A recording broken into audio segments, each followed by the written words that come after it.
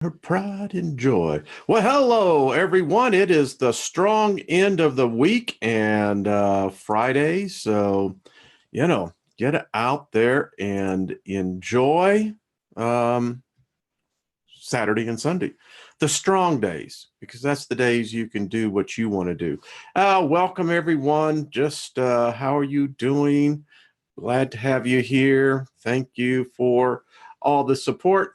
Patrick, how are you, my friend? Thank you. It is so good to see you, my friend. Wow. Much love. Much love. And I think today our lesson is going to be one of the best. There is some revelation knowledge that we're going to be sharing that, folks, it will revolutionize your life. And we're going to continue on. Got some back channel chatter that apparently there are those among us, particularly two that I know of. When you see the thumbs down, I know who they are. They think that this is heresy, that this is just, witchcraft. Yeah, it is. And heresy, doesn't matter which boat you ride in as long as you're in a boat, which tells me if they're listening, fine. I don't think they are. They just come in and do what they are. But, we're going to share some things today. So let me first of all invoke favor upon your life. May there be supernatural peace that abides with you this day. And may there be nothing missing, nothing broken, full restoration in your life, whatever that is. And we're going to learn some things today from Franz in his book, and then going right over to Henry's book. Wow. All right. I don't want to waste any real time because your time is valuable. Thank you for being here. Thank you, all the moderators. Y'all are just the best. And thank you, community. This is a community of free thinkers, no doubt about it. It's been tested, tried, and true. And it's a pleasure and an honor to be here with you. We're going to be talking about the Magick psychic training. I mean, just the title alone, you got to go, okay, I want to buy the ticket. Let's just go ahead. How many of you used to go to the carnivals and fairs and, you always liked going through the haunted house, everybody did. Usually it was a big letdown, but nevertheless, it was always the anticipation. So let's get right into it because, again, we have a lot to share here, and this is something I want you to go on the strong end of the week with something powerful. All right, so this is from Franz's book, Initiation into Hermetics. If you don't have it, email me, send it to you. All right, this is Magick Psychic Training 1. Yeah. Introspection or self-knowledge. In our own mansion, meaning our body and our soul, we must find our way about at every moment. Therefore, our first task will be to know ourselves. Each initiation system, no matter which kind it may be, will put this condition in the first place. Without self-knowledge, there will be no real development on a higher level. In the first days of psychic training, let us deal with the practical part of introspection or self-knowledge.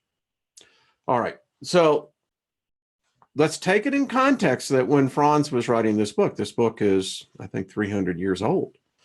Different culture, different societal customs, but today we would say instead of a diary, your digital notepad where you can secure it, encrypt it, etc. And this is what you need to do, by the way. Arrange for a Magick diary and enter all the bad sides of your soul into it.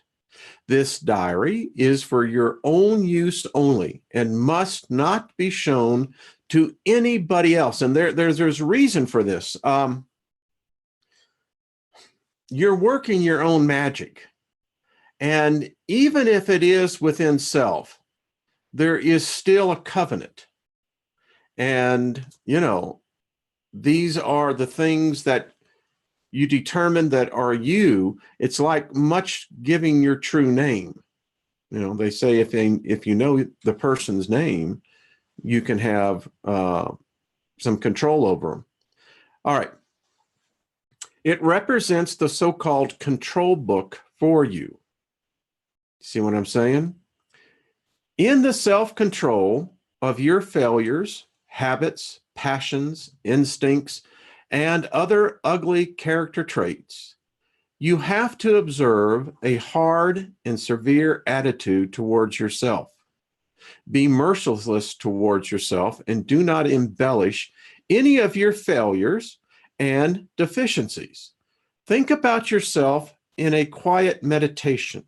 Put yourself back into different situations of your past and remember how you behaved then and what mistakes or failures occurred in the various situations.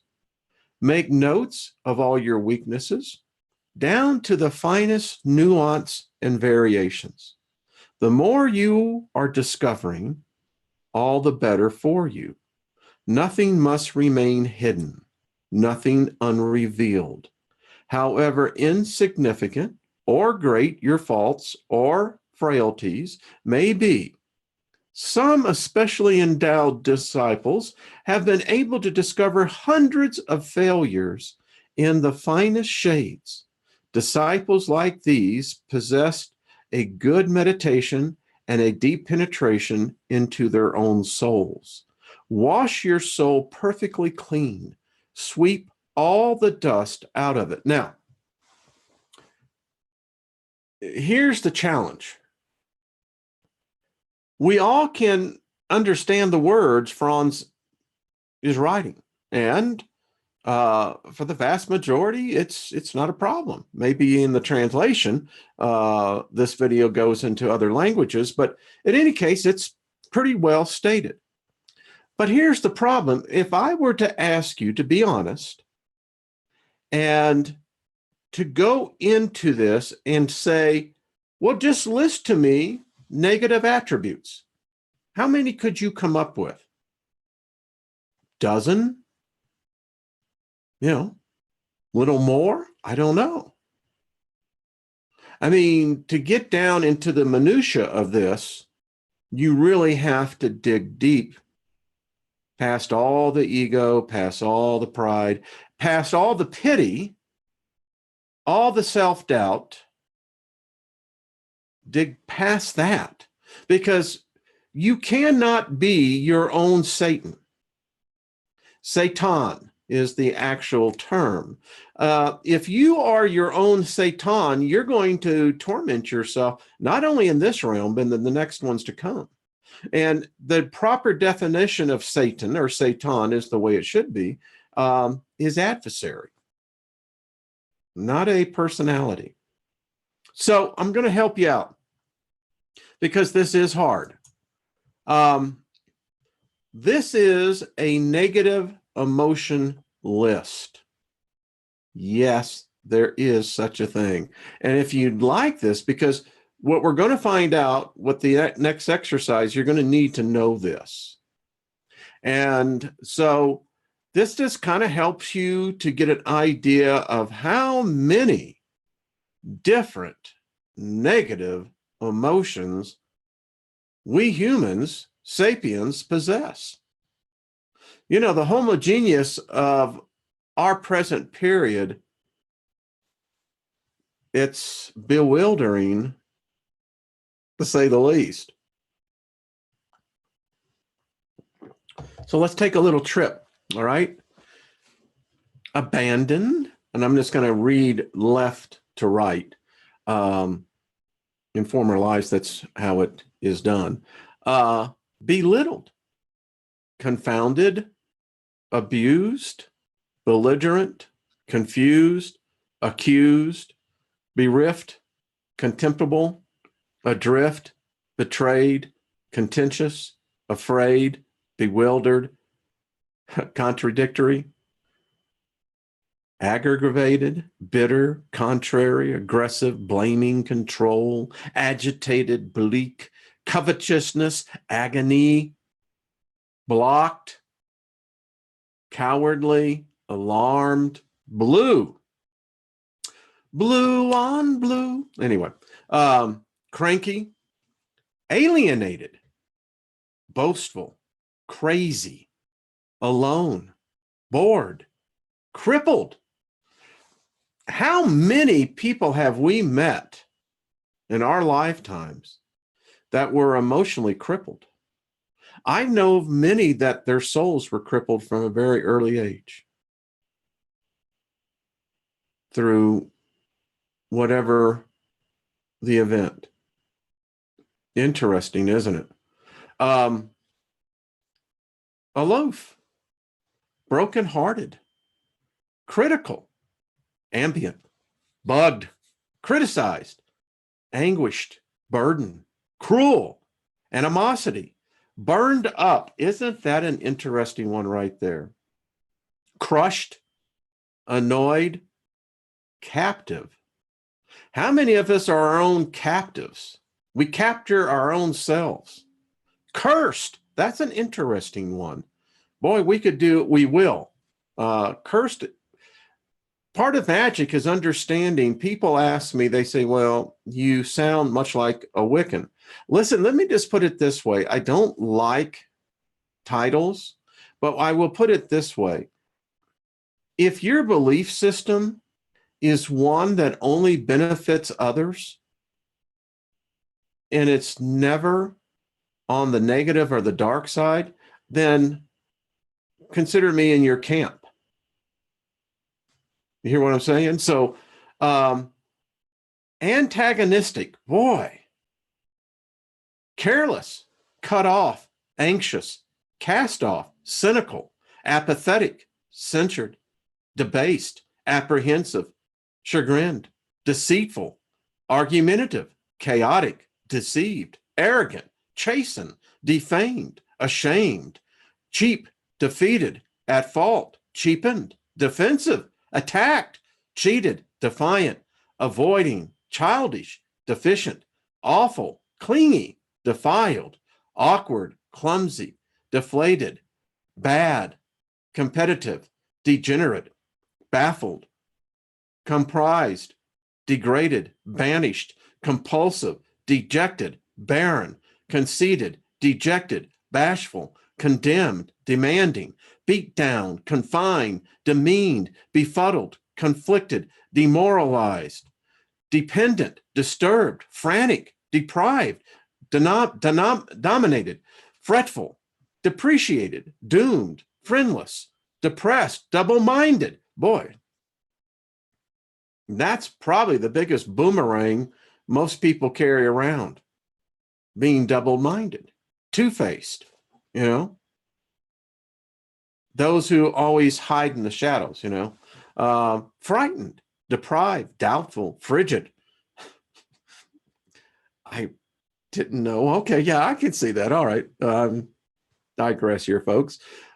Deprived, doubtful, frigid, derided, derided, I guess is down, frustrated, desecrated, downcast, fuming, deserted, drained, furious, desolated, dread, furious, again, desolated, dreary, gloomy, despair, embarrassed, good for, add yourself, good for nothing, exactly, embarrassed, embroiled, empty, desperate, grieved, despondent, enraged, grim, destituted, envious, grouchy, destroyed, estranged, guilty, devalued, I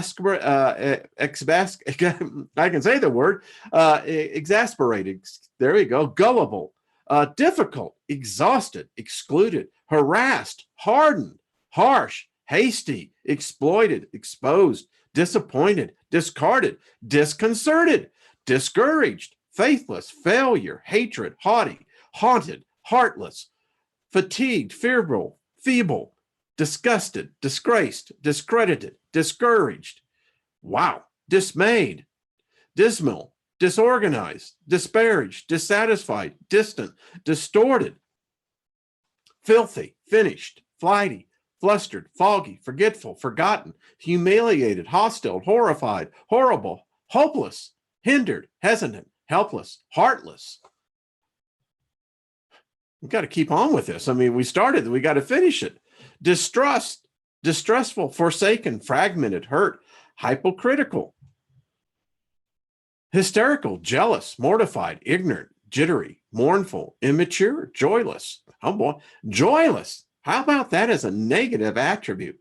Muddled, immobilized, judgmental, naive, impaired, jumpy, narrow-minded, impatient, lacking, nauseated, impotent, laughing at, lacking, negative, neglected, left out, impoverished, imprisoned, let down, nervous, impulsive, limited, obnoxious, obsessed, restless, in a bind, in a quandary, livid, obstinate, obstructed, lonely, inadequate, incapable, incensed, incompetent, inconsiderate, inconsistent, lonely, lonesome, longing, lust, lousy, oppressed, opposed, opinionated, on edge, offended, obstructed, obstinate, obsessed, obnoxious. We already talked that one.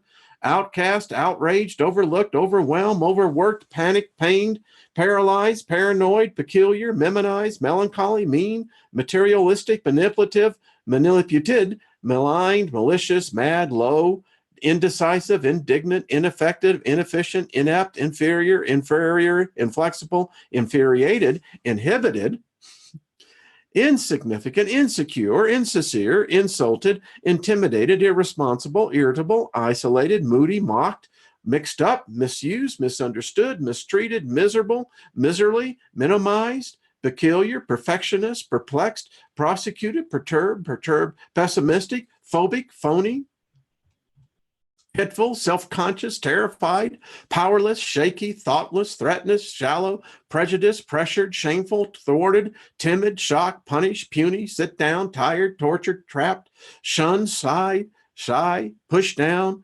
put down, puzzled, rattled, rebellious, regretful, rejected, remorseful, remote, reproved, smothered, small, slow, slighted, slandered, slammed, sinful, sick of heart, shy, trapped, troubled, turned off, unable, unappreciated, uncertain, uncomfortable, undecided, undesirable, undisciplined, uneasy, unforgivable, unfriendly, unfulfilled, unhappy, unimportant, unmindful, stubborn, stressed, stingy, stifled, stagnant, spiteful, sorrowful, smug, smothered, small, slow, slighted, slandered, slammed, sinful, rattled, rebellious, regretful, rejected, remorseful, remote, reproved, repulsive, resentful, resented, responsible, restlessness, restrained, restricted, ridiculed, rotten, ruined, rushed, breathless, sad, sarcastic, scared, tactless, suspicious, superior, superficial, suicidal, suffering, stupid, stumped, stubborn, stressed, stingy, unmindful, unorganized, unpleasant, unprotected, unreasonable, unsettled, unsure, unthankful, unwanted, unwise, unworthy, upset, uptight, terrible, tense, temperamental, tearful, tactless, suspicious, superior, superficial, suicidal, I think, ruthless, sad. I think we got there, scoffed at, scorned at, seething, and we finally finish it up with used, useless, vengeful, vexed, vicious, vindictive, violated, violent, vulnerable, washed up, wasted, weak, weepy, wimp, withdrawn, worried, worthless, wounded, wounded, wrong, yearning. I had to go through that. So in this exercise, pick and choose. I think this is probably one of the most, how should we say, detailed lists. And by the way, got the one on the positive side.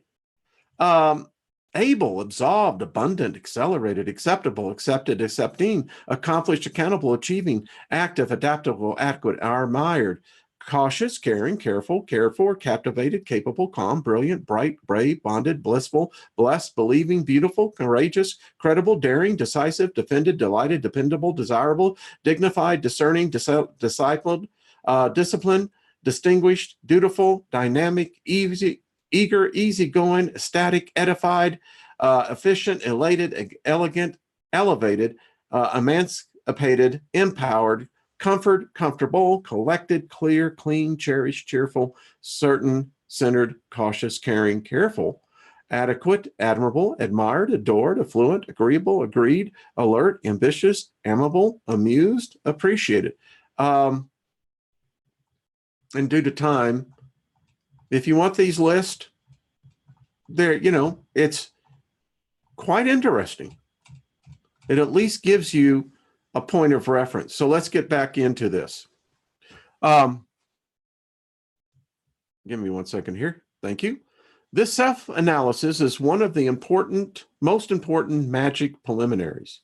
Many of the occult systems have neglected it, and that is why they did not achieve good results. This psychic preliminary work is indispensable to obtain the magic equilibrium, and without it, there is no real regular progress of the development to be thought of. Therefore, you ought to devote some minutes' time to self-criticism in the morning and at night. If you have got the chance of some free moments during the day, avail yourselves of them and do something intensive thinking, whether there are still some hidden faults anywhere. And if you discover them, record them on the spot so as to not to forget a single one. Whenever you happen to find any deficiency, do not delay to note it immediately. If within a week you do not succeed in discovering all your faults, spend another week on these inquiries until you have definitively established your list of offenses. Having achieved this problem within a week or 2 weeks, you have reached the point to begin with a further exercise. Now, we'll go on. Now, by intensive thinking, try to assign each fault to one of the 4 elements. Appoint a rubric in your diary to each element and enter your faults into it. In other words, columns. You will find you will not feel sure of which elements some of the faults are to be assigned. Record them under the heading of indifferent.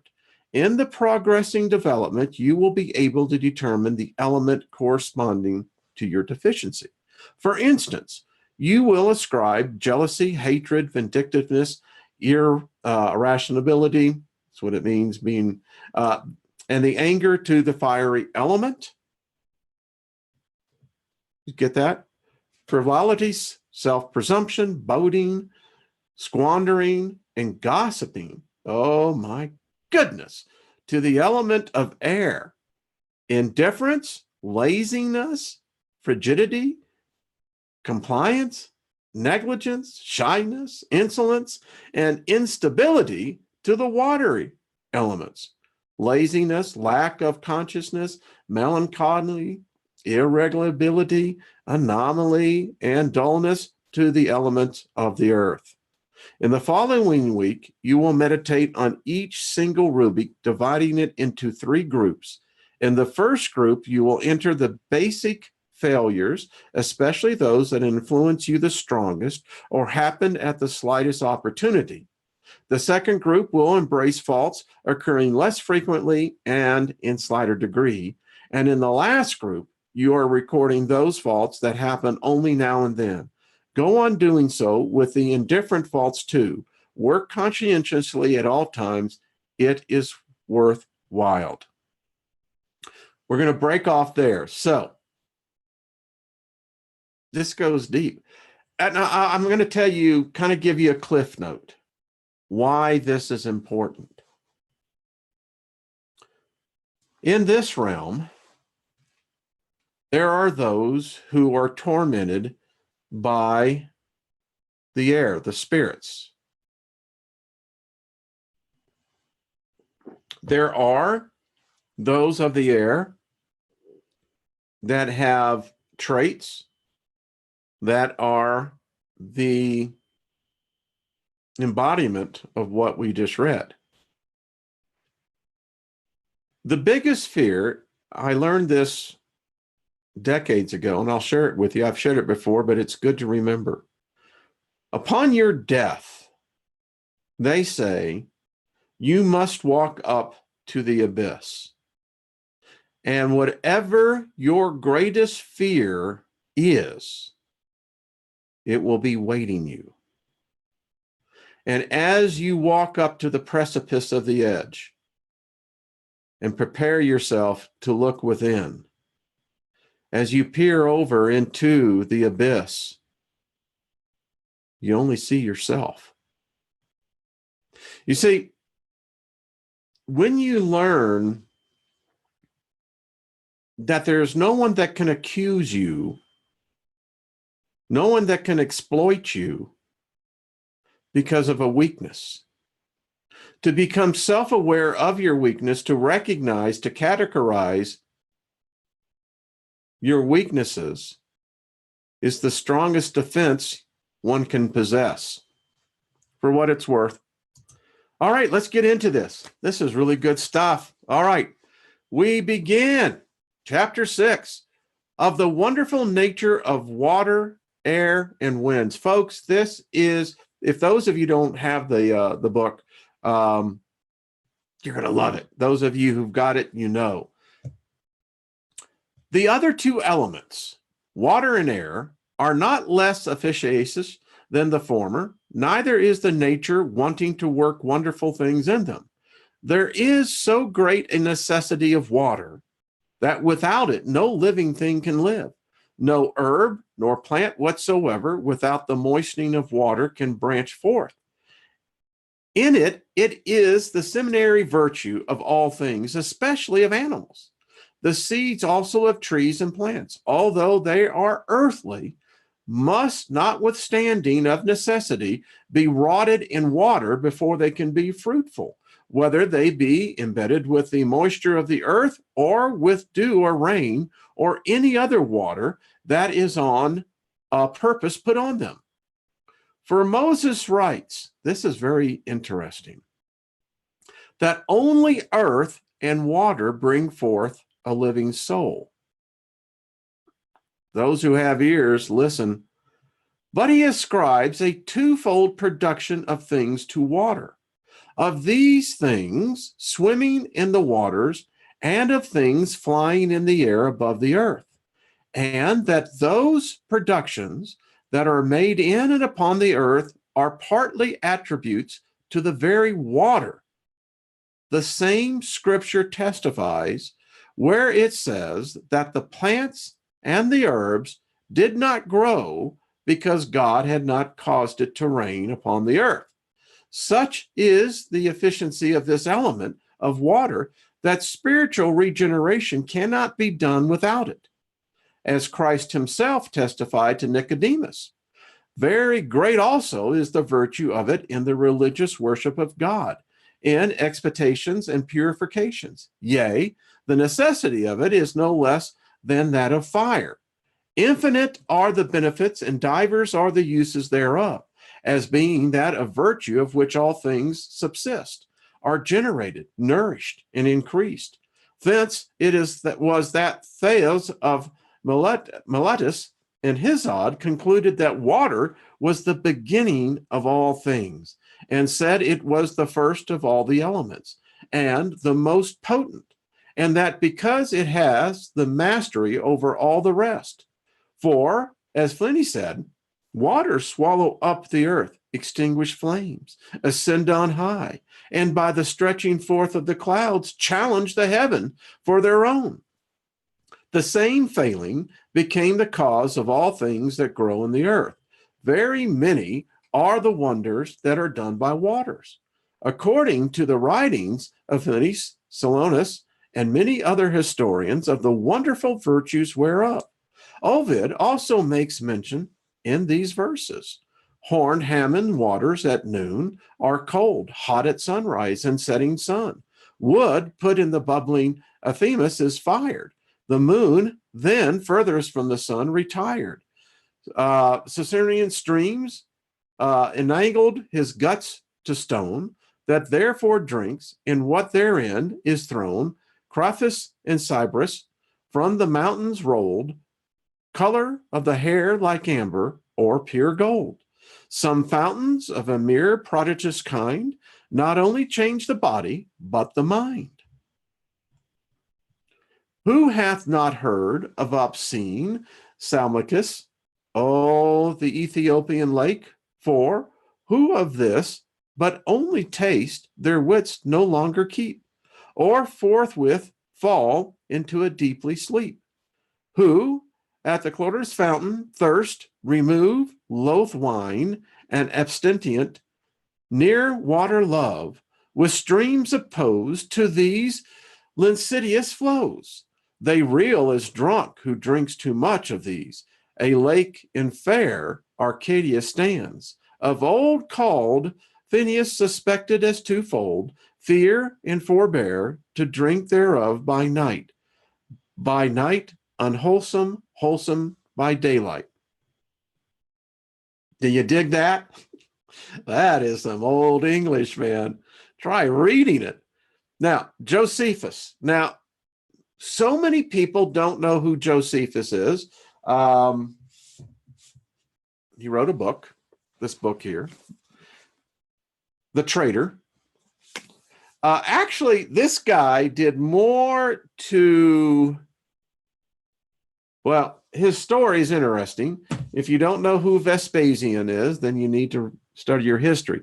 But Josephus was a self-proclaimed historian. In fact, his writings are about the only really writings of a period of time that was actual history.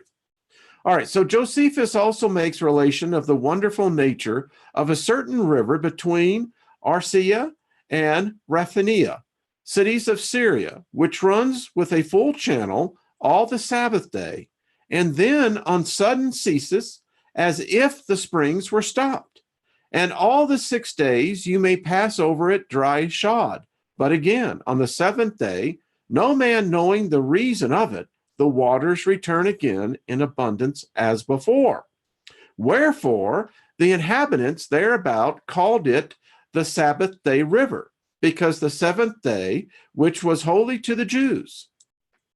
The gospel also testifies to a sheep pool, into which whoever stepped first, after the water was troubled by the angel, was made whole of whatsoever disease he had. Now, you think this is a miracle. Study history, and the great thing, Henry is going to give us a good lesson in history. Listen up, Christians. The same virtue and efficacy we read was in a spring of the Jonian nymphs, which was in the territories belonging to the town of Elis, at a village called Hersalia, near the river the Cithron, which whosoever stepped into, being diseased, came forth whole and cured of all his diseases. Passianus also reported that in Lycius, a mountain of the Arcadia, there was a spring called Agria, to which, as often as the dryness of the region threatened the destruction of fruits, Jupiter's priest of Lycius went forth, and after the offering of sacrifices, devoutly praying to the waters of the spring, holding a burrow of an oak in his hand, put it down to the bottom of the hollowed spring. Then the waters, being troubled, vapor ascending from thence into the air, was blown into the clouds, with which, being joined together, the whole heavens was overspread, which being a little after dissolved into rain, watered all the country most wholesomely. Moreover, Rufus, a physician of Ephesus, besides many other authors, wrote strange things concerning the wonders of water, which for aught I know are found in no other author. Again, Ephesus. So what do we know about Ephesus? Well, there's so much of Paul's ministry. That's where his headquarters was at.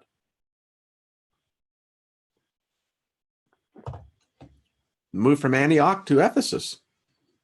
The book of Ephesians, which, speaking of which, has been one of the, as I look at it now with opened eyes, is strong, powerful magic.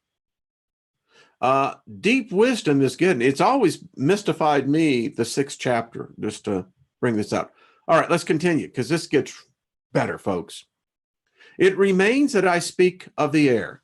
This is a vital spirit. Pick up on that. Spirit. Passing through all beings, giving life and subsistence to all things, binding, moving, and feeling all things. Hence, it is that the Hebrew doctors reckon it is not amongst the elements, but counted as a medium or glue, joining things together, and as the resounding spirit of the world's instrument. Folks, this is so vitally important. You grab a hold of this, it's going to change your world. It will give you the incentive to go through Franz's exercises. It immediately receives into itself the influences of all celestial bodies and then communicates them to the other elements, as also to all mixed bodies. Also, it receives into itself, as it were, a divine looking glass, the species of all things, as well natural as artificial. Also of all manner of speeches, and retains them, and carrying them with it, and entering into the bodies of men and other animals through their pores, makes an impression upon them, as well when they sleep as when they be awake, and affords matter for divers strange dreams and divinations. Hence, they say it is that a man passing by a place where a man was slain, or the carcass newly hid, is moved with fear and dread. Get this, folks, because the air in that place, being full of the dreadful species of manslaughter, does bring breath in, move, and trouble the spirit of the man with the like species, whence it is that he comes to be afraid. That's why law enforcement, people that deal in death, detectives, homicide detectives will tell you. And you see enough of these ghost hunter things. Yeah, we know these things, but this really lays it out. And if you start understanding that air, spirit, passing through me, I can feel them. I can sense them. Why? Because they can sense me. For everything that makes a sudden impression astonishes nature, whence it is that many philosophers were of opinion that air is the cause of dreams and of many other impressions of the mind through the prolonging of images or similitudes or species, which are fallen from things, and speech is multiplied into the very air, until they come to the senses, and then to the fantasy and soul of him that receives them, which being freed from cares and no way hindered, expecting to meet such kind of species, is informed by them. What are you saying here? This is how we talk to the planets. This is how we talk to the ones passing over. This is ones that we talk to the spirits of the elements. Dare I say, source itself. But understand what Henry is saying here. You have to begin to prepare yourself to receive it. If not, your transmitter and receiver will block it. It'll pass right through you as though it never existed. For the species of things although of their own proper nature, they are carried to the senses of men and other animals in general. Now, how many times have you had cats, pets, dogs? They know when something's wrong, a bad spirit may, notwithstanding, get some impression from the heaven where there be in the air, by reason of which, together with the adaptness and the disposition of him that receives them, they may be carried to the sense of one rather than the other. There's your answer. Why is it that some are more sensitive than others? Dare I say, they may have a discipline that may have been passed on. Very obvious. And hence, it is possible, naturally, and far from all manner of superstition, no other spirit coming between, that a man should be able in a very little time to signify his mind unto another man abiding at a very long and unknown distance from him, although he cannot precisely give an estimate of the time when it is. Yet of necessity, it must be within 24 hours, and I myself know how to do it, and have often done it. The same also in time past did the abbot of Trimithus both know and do. Also, when certain appearances, not only spiritual, but also natural, do flow forth from things, that is to say, by a certain kind of flowing forth of bodies from bodies, and do gather strength in the air. This is astral projecting, folks. They offer and show themselves to us as well through light as motion, orbs, as well to the sight as other senses, and sometimes work wonderful things upon us, as Pontius proved and teached. And we see how by the south wind the air is condensed into thin clouds, in which, as in a looking glass, are reflected representations at a great distance of castles, mountains, horses, and men, and other things which, when the clouds are gone, presently vanish. Yeah. And Aristotle, in his meteors, show that a rainbow is conceived in a cloud of the air, as in a looking glass. And Albertus said that the effigies of bodies may, by the strength of nature, in a moist air, be easily represented in the same manner as the representations of things are in things. And Aristotle tells of a man to whom it happened, by reason of the weakness of his sight, that the air that was near to him became, as it were, a looking glass to him, and the optic beam did reflect back upon himself, and could not penetrate the air, so that whithersoever he went, he thought he saw his own image, with his face towards him, go before him. In like manner, by the artificialness of some certain looking glasses, may be produced at a distance in the air, besides the looking glass. What images we please. Did you get that? Besides the looking glass, what images we please, which, when arrogant men see, they think they see the appearances of spirits or souls, when indeed they are nothing else but symbolisms kin to themselves and without life.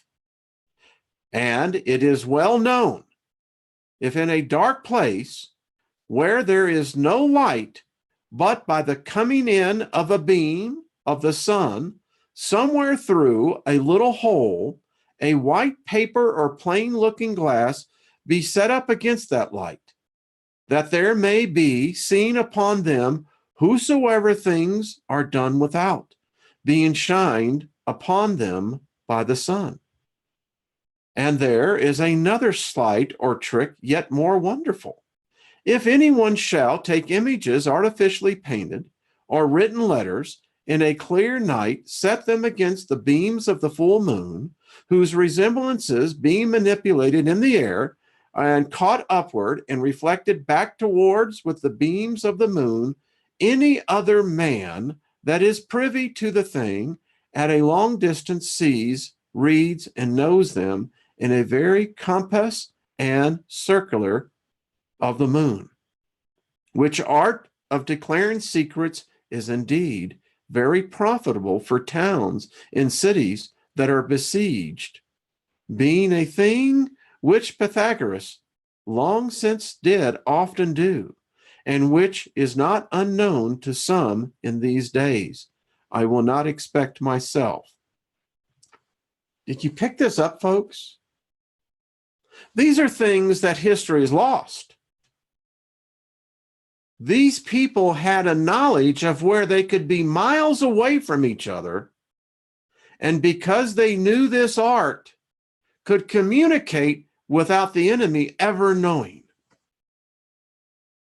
If that isn't freaking brilliant, then buddy, take it out. Because I contend you try to do the same. And all these and many more and greater than these are grounded into the very nature of the air. It's understanding the elements and have their reasons and causes declared in mathematics and optics. And as these resemblances are reflected back to the sight, so also sometimes to the hearing, as is manifested in the echo. But there are more secret arts than these, and such whereby anyone may at a very remote distance hear and understand what another speaks or whispers softly. There are also from the airy element winds, for they are nothing else but air moved and stirred up. Of these there are four that are principal, blowing from the four corners of the heavens. Notice from the south, Boreas from the north, Zevrius from the east, from the west, Urias from the east, which Pontius, comprehending in these verses, says, cold Boreas from the top of Olympus blows, and from the bottom cloudy Nautis flows, and from setting Phoebus fateful Zephyrius flies, and barren Eurus from the sun's uprise. Notice as the southern wind, cloudy, moist, warm, and sickly, which Hermetics calls the butler of the rains. Ovid described it thus: out flies southward wind with dropping wings, who shrouds his fearful aspects in the pitch clouds. His white hair streams, his beard big, swollen with showers, mist bind his brows, rain from his bosom powers. But Boreas is contrary to notice, and is the north wind, fierce, roaring, and discussing clouds, makes the air serene, and binds the water with frost. Him doeth Ovid thus bring, in speaking of himself. Force be befit, with this thick clouds I drive, toss the blue bellows, knotty oaks uprive, congealed soft snow, and the beat of the earth with hail, when my brethren in the air assail. For that's our field, we meet with such a shock, that thundering skies with our encounters rock, and the cloud-struck lightning flashes from on high, when through the carnies of the earth I fly, and force her in her hollow caves, I make the ghost to tremble, and the ground to quake. And Zephyrus, which is the western wind, is most soft, blowing from the west with a pleasant gale. It is cold and moist, removing the effects of winter, bringing forth branches and flowers. To this, Eurus is contrary, which is the eastern wind, and is called Apletus. It is waterish, cloudy, and avenous. Of these two Ovid sings thus: to Pyrrhus Sabian, your eyes flies, whose gums perfume the blushing morning uprise, next to the evening and to the coast that glows with the setting Phoebus, flowery Zephyrus blows. In Cytherea hoard, Boreas holds his reign beneath Botus and the frozen Wain. The land to this opposed does Auster sleep with fruitful showers, the clouds whichever weep. Now, I need to go back, and we've got to read the footnotes here, folks, because these footnotes, as you can see, I circled them because this is the good part. The next 10 minutes, you're going to learn a lot. We're going to teach how you can communicate to the spirits. Many of us already do, but let's discuss going. This is conclusive evidence that telepathy or mind transference has been known in practice for hundreds of years. The method of mind transference is frequently carried out unawares and may be performed in various ways. When two persons are in neutral sympathy with each other, it is a comparatively easy matter if they are of a nervous or sensitive temperament. Excuse me. Writing a letter and then burning it, and while fixing the mind firmly upon the person addressed and willingly that the letter be answered, is one method. Mentally addressing a crystal vessel of water with the palms of the hand extended over the glass, while picturing the absent person clearly in the mind's eye, and then pouring the water into the stream or ocean, will carry a message to the one at sea. Bearing a stone, slate, or piece of metal in the earth at the time of the new moon, on which a message is inscribed, will influence those who labor in the earth or work in like metals, especially if Saturn or Uranus be in strong aspect to the earth through the sun. The air method is the best of all, and was that undoubtedly used by Agrippa, as he makes mention of the matter in this piece. Now, here's how you do it. Go out into the open air or to an open window and face the quarter wherein the person is. Or if the quarter is unknown, face in turn each of the four cardinal points and audibly call the name of the person with whom communication is desired, the same as through the party within an adjoining room. 3 times, earnestly, each time with added force. While doing this, extend the arms and hands as in appeal. And while clearly picturing the person's features in the mind and will, determinedly and persistently, that your call and message be heard. Then speak as though the person stood before you, shortly, firmly, and decidedly.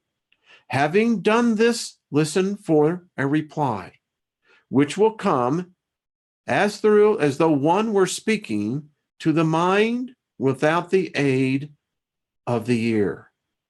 Do not imagine a reply, as that will not help but rather hinder the communication. Of course, in most cases, it is necessary that there should exist a sympathetic bond or tie of some kind between the parties. This art may be developed by practice, by lovers especially, to an astonishing degree. It will be found very helpful to set certain times for such development. With practice, after mind communication has been accomplished, spoken messages and other noted conditions may be dispensed with, and It will be merely necessary to will and think, projecting the message astrally, the astral body from the material body. Folks, is this just not? That right there just tells you what it can be done. Now, we'll get in next week to chapter 7. But you've got to admit, folks, this is just cool stuff. I love the 5, actually, what people don't understand is that this is actually this. They don't understand that. But this is good stuff, good teaching. Don't expect this to be everyone's cup of tea. It's not meant to be. Most minds can't handle this. They're too weak. They're too, how should we say, trapped by their own bigotries of their own perceptions. And when that sets in, there's nothing you can do. And we don't. Again, this is an initiation. And as you can see, 5 have already failed. And we wish them well. We invoke favor upon them. Knowledge comes in many different paths and in many different forms.